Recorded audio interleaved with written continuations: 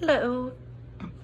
So I just tried to use the OU link to do just a recording, and I spoke for 10 minutes, and then I didn't have room to store it. So I'm gonna try a video. I know this is a podcast, but I don't know any other way to upload a recording, so hopefully this is okay.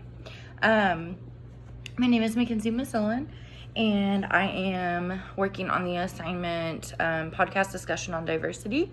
So we'll just get right to it. Answering a few questions for the assignment. The first one is, did anything in this unit cause you to think differently about diversity in our world? So I would say yes, that two different things stood out to me in this unit.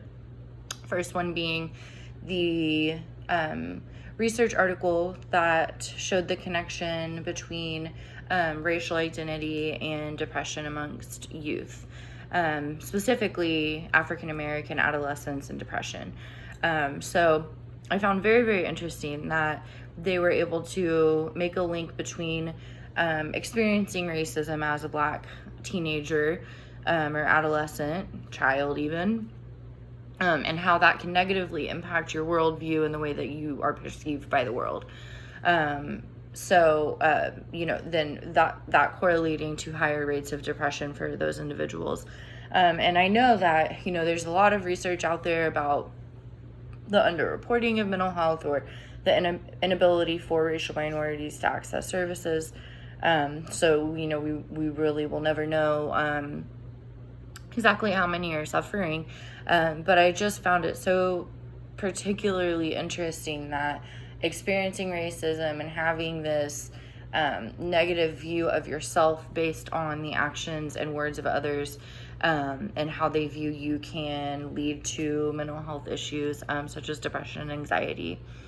So that definitely has made me think a lot differently about the ways in which we internalize the perceptions of others, and also the paths that our lives take us, and realizing that it's not just a one size fits all approach to depression is depression, or why I experience anxiety is completely different from the way that a Black adolescent does, and the reasons are just completely different. And so I found that very, very interesting.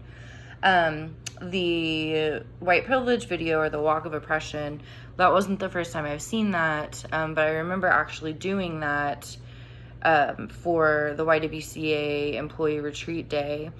And I think it was a tough pill to swallow, recognizing my friends, my minority friends, standing behind me or at the very back of the wall, and just realizing that due to the fact that I am a white female who grew up in, lower middle class. I feel like everybody says they're lower middle class, but, working class family, still was afforded opportunities that a lot of my peers were not. So I think that that's a great resource, and I think it's always shocking for people to see how that plays out.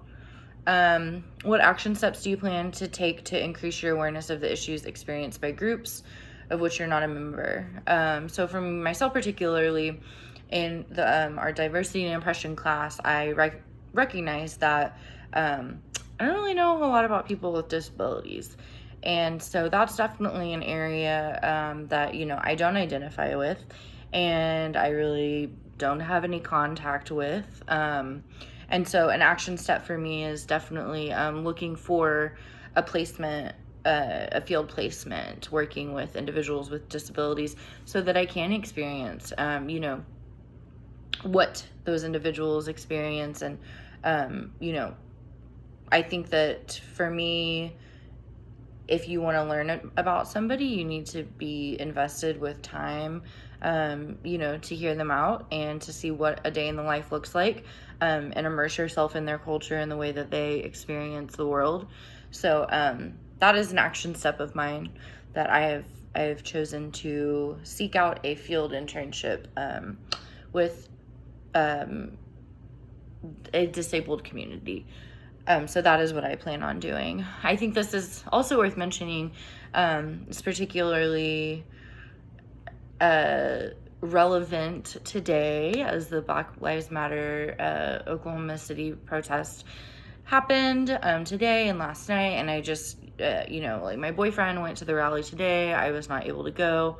But I've had a lot of friends participate in either last night's activities or today's rally. And I think that that is an important action step for people to realize that, you know, if you're not a Black or brown person and you are not that likely to experience police brutality, that an action step that we can take as allies is to participate in things like that. So I think just extremely, extremely relevant what's going on this week. So anyways, I hope this format is okay, and I hope you enjoyed chatting with me. Hope we get to do more of these. It's kind of fun. Have a good night.